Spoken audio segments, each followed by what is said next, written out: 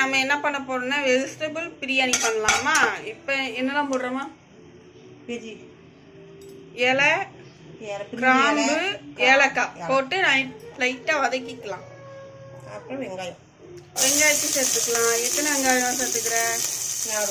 4 வெங்காயத்தை நீட்டமாக வெட்டி போட்டுக்கோங்க.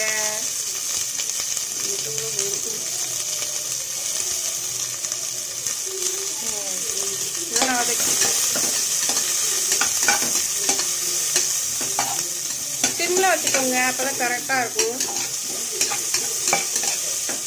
வாசத்துக்கு நான் 3 மிளகாய் சேர்த்துக்கலாம்.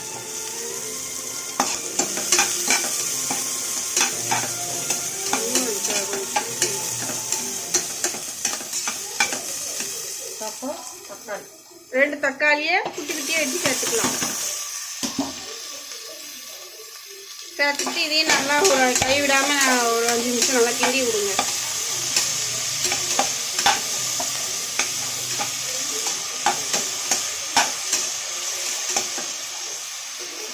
எண்ணெய் எடுத்து வதக்கட்டும். எண்ணெய் எடுத்து நல்லா வதக்கிக்கலாம்.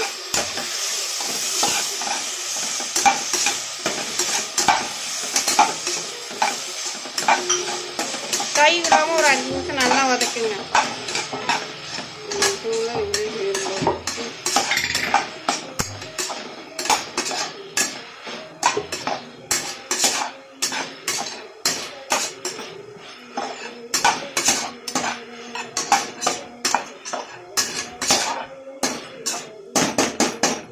ஒரு 5 நிமிஷம் நல்லா குக் ஆகட்டும்.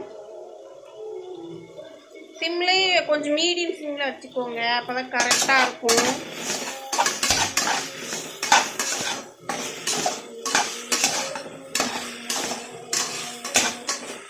மல்லி புதினா க்ளீன் பண்ணி இப்போ சேர்த்துக்கலாம்.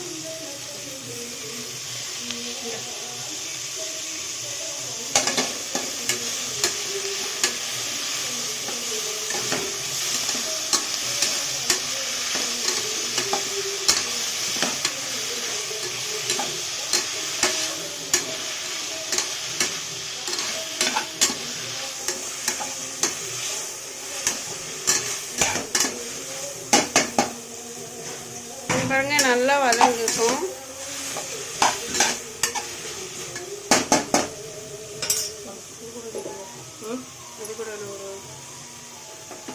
வெள்ளைப்பூடி, இஞ்சி, பூண்டு பேஸ்ட்டை சேர்த்துக்கலாம்.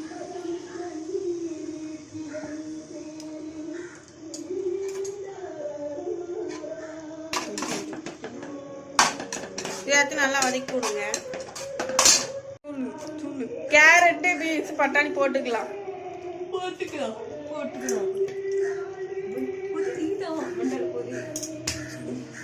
இதுக்கு அடிட்டேன்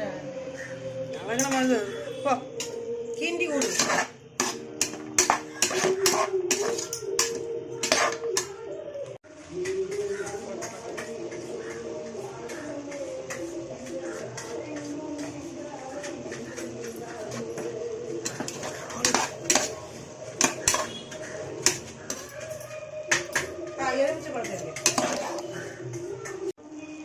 லெமன் சேர்த்துக்கலாம்.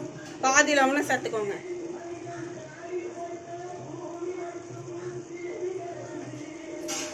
நல்லா கிண்டி விடுங்க.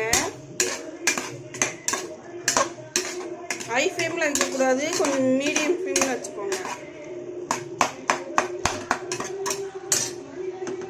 கொஞ்சம் நெய் விட்டுக்கலாமா?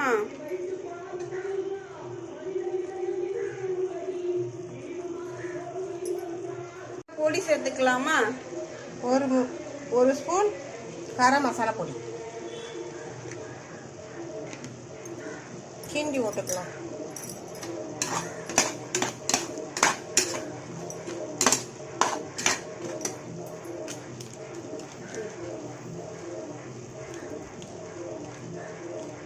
வத்த பொடி கொஞ்சம், 1 ஸ்பூன் வத்த பொடி.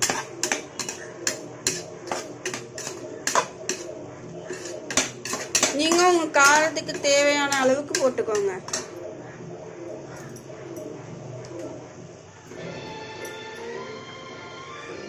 கொஞ்சோன்னு மஞ்சள் பொடி போட்டுக்கலாம். 1/4 ஸ்பூன் மஞ்சள் பொடி.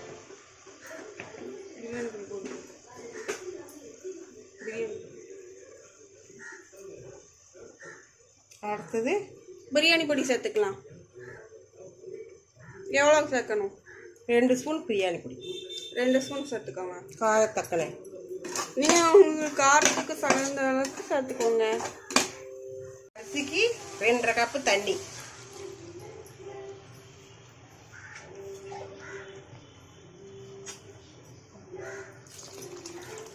கிண்டி விட்டுக்கலாம். தண்ணி நான் கொஞ்சம் கூடவே சேர்த்துருக்கேன். 2.5 கப் சேர்த்துக்கோங்க. நீங்கள் வேணால் கொஞ்சம் கூட சேர்த்துக்கலாம். அவ்வளோதான். உப்பு சேர்த்துக்கலாம். தேவையான அளவுக்கு சால்ட்டு சேர்த்துக்கலாம்.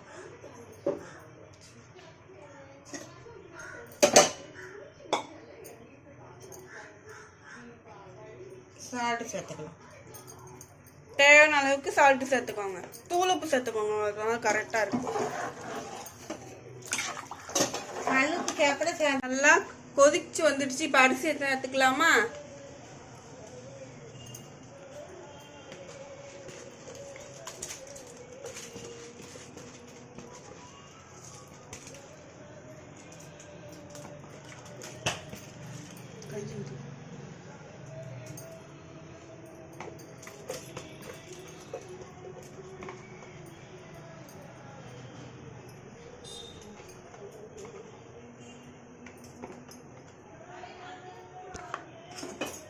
நல்லா கிண்டி விட்டுக்கலாம்.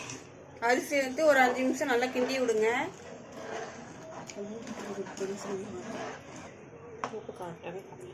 உப்பு இப்போ அந்த ஸ்டேஜில் உப்பு கரெக்டாக இருக்கான்னு செக் பண்ணிவிட்டு உப்பு போட்டுக்கோங்க. இப்போ எத்தனை விசில் வைக்கணும்? 3 விசில் வைக்க. 3 விசில் வரட்டும். 3 விசில் வச்சுக்கலாம்.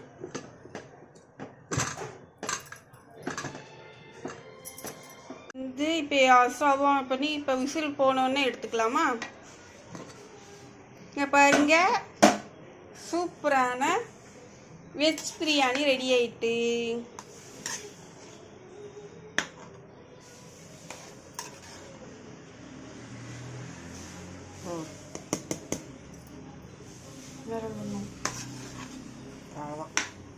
டேஸ்ட் பண்ணி பார்த்துடலாமா?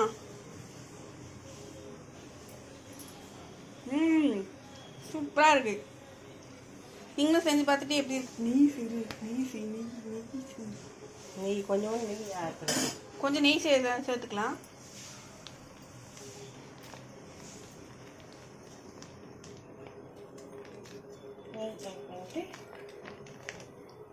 நெய் உங்களுக்கு தேவையான அளவுக்கு சேர்த்துக்கோங்க. அப்போ தான் கரெக்டாக இருக்கும்.